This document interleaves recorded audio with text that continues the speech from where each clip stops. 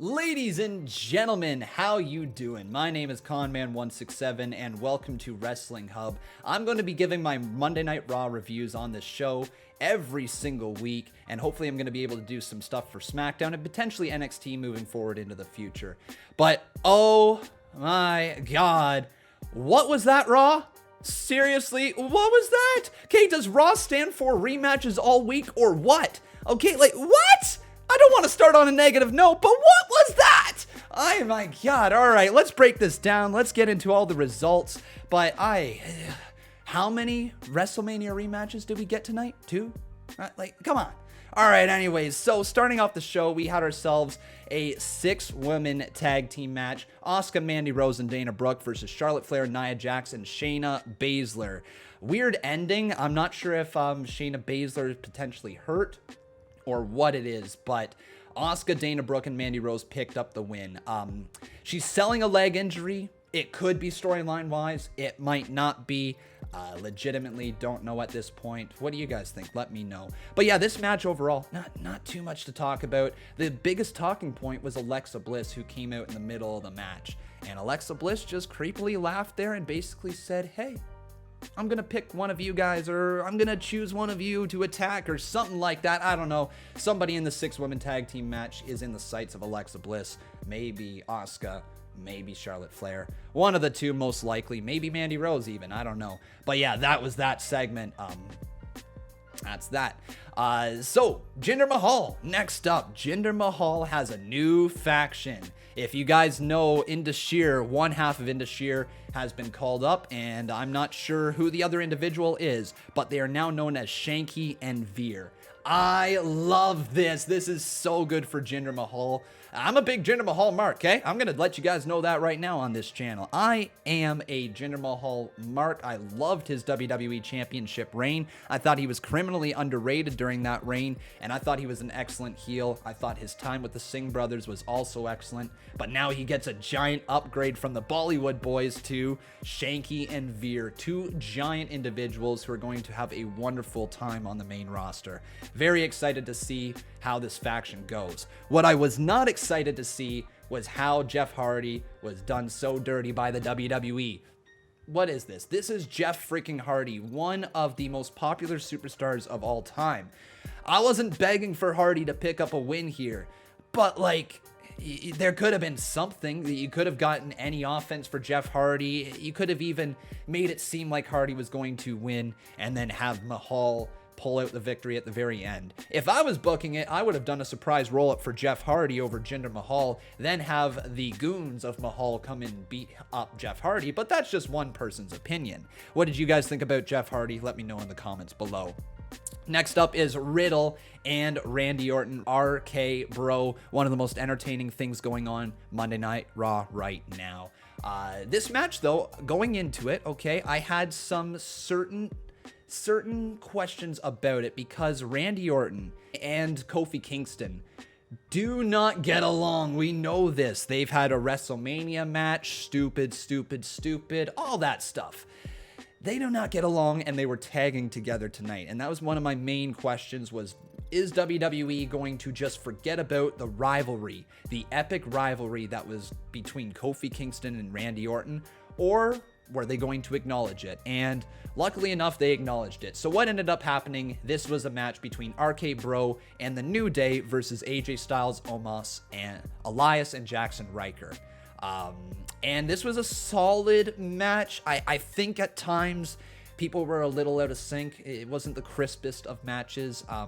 I really loved the use of the spine busters on Xavier Woods. I believe it might have been everybody in the match used a spine buster at one point on Woods. Certainly Elias, Riker, and Styles used a spine buster on Xavier Woods. So that was really interesting to see that all unfold. I loved the little storytelling in that match. And then at the very end of it, Randy Orton, Riddle, Kofi Kingston, and Xavier Woods picked up the win.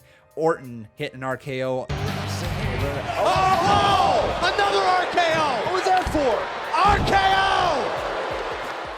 But yeah, Orton picks up the win for the 1-2-3. But after the match is the thing that I'm talking about, okay? Because Randy Orton finally followed through with the storyline of Kofi Kingston. He doesn't like Kofi. The match is over. He's got the win. RKO to Kofi Kingston. RKO to Xavier Woods. You love to see it. And now Rated RK Bro has even more of a story moving forward. Is Riddle going to accept the ways of Randy Orton? This is who the Snake is. And if I'm Riddle, I gotta be asking myself, is this the man I want to be? Do I want to be associated with Randy Orton, or am I a good person? Like, these are my friends. Kofi Kingston, Xavier Woods, my friends. I was joking with them backstage.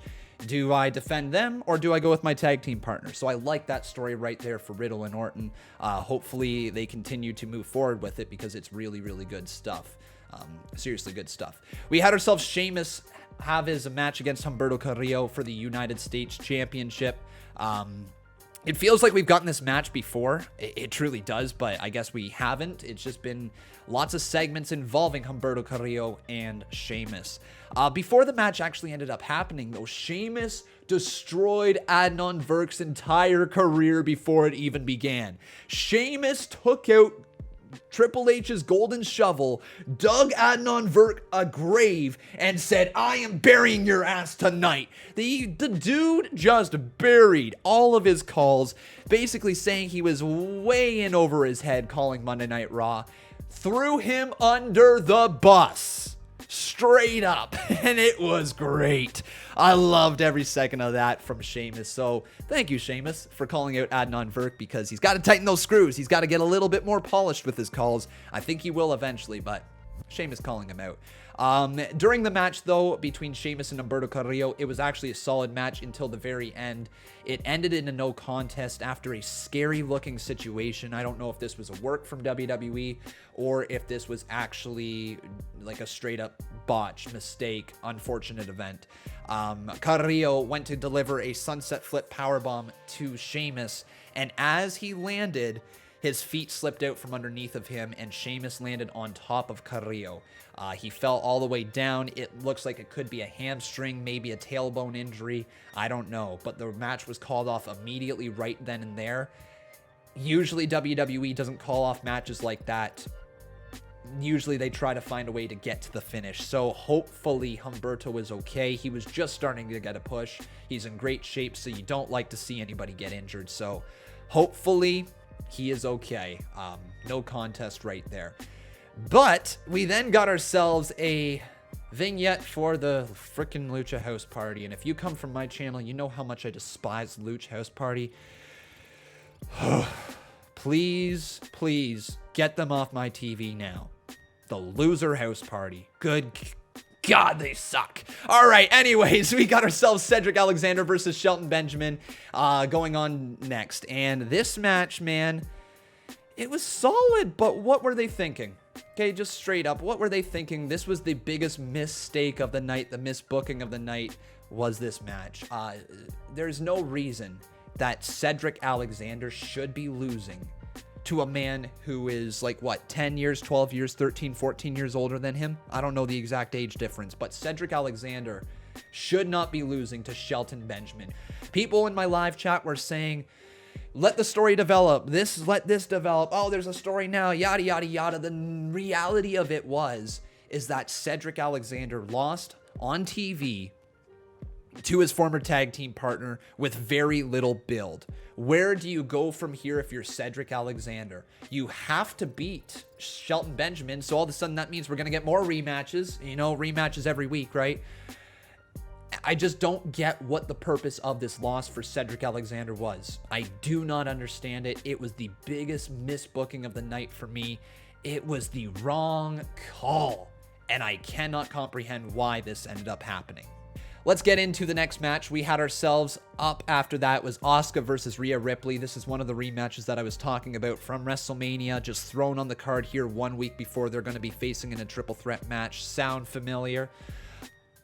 I don't get it. I don't get why this needed to be the match right here. I don't get why Asuka, after competing earlier on in the evening, needed to be shown again and have a loss again. Yes, it was the right call for Rhea Ripley to win this match, but why was this a match to begin with?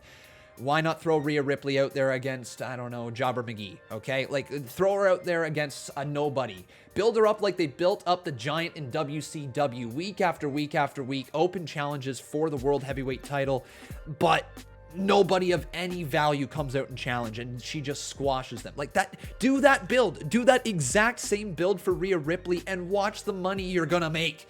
It's so frustrating that they're doing rematches after rematches after rematches. That Asuka versus Rhea Ripley was a literal dream match, and they did zero build to it. This is the frustrating part with the women's division. Rhea Ripley is money to be made, yet they are not making the most of her right now upon her call-up. I want to see more for Ripley. I really hope she doesn't lose the title to Charlotte. I hope that this is a standout victory for her coming this Sunday.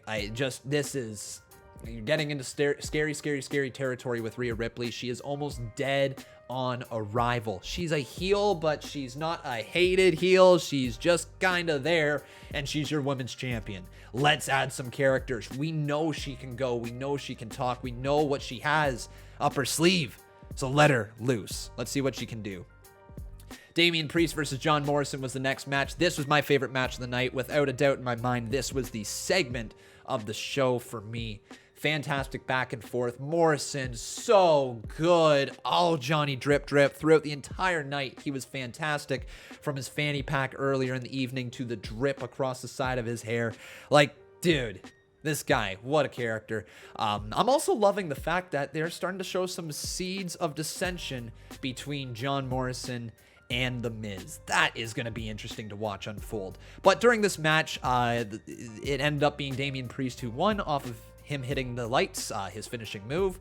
For the 1, 2, 3, after the match, Miz tried to get involved, tried to go and attack Damien Priest, and Damien Priest kind of chased him away, which led to Damien Priest being able to pick the stipulation. That's what was on the line in the match between Morrison and Priest, and Damien Priest decided to pick a lumberjack match so that The Miz cannot run away. I'm excited to see this match. It's going to go down, so yeah.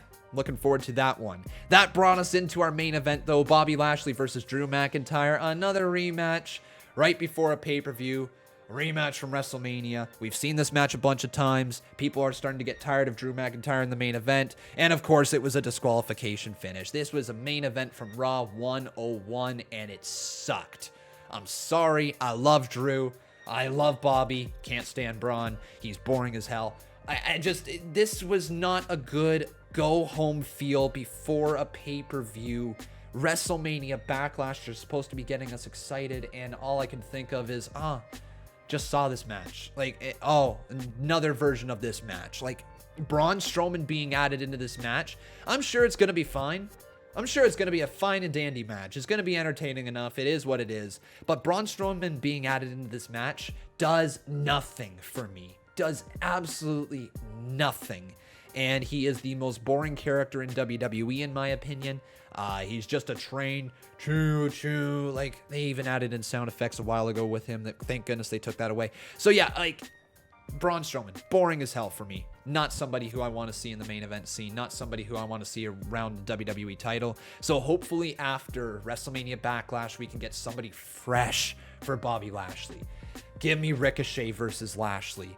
Give me anybody versus Lashley other than Braun Strowman or Drew McIntyre after this pay-per-view, because we need fresh people versus Bobby Lashley, if he does retain the title, that is.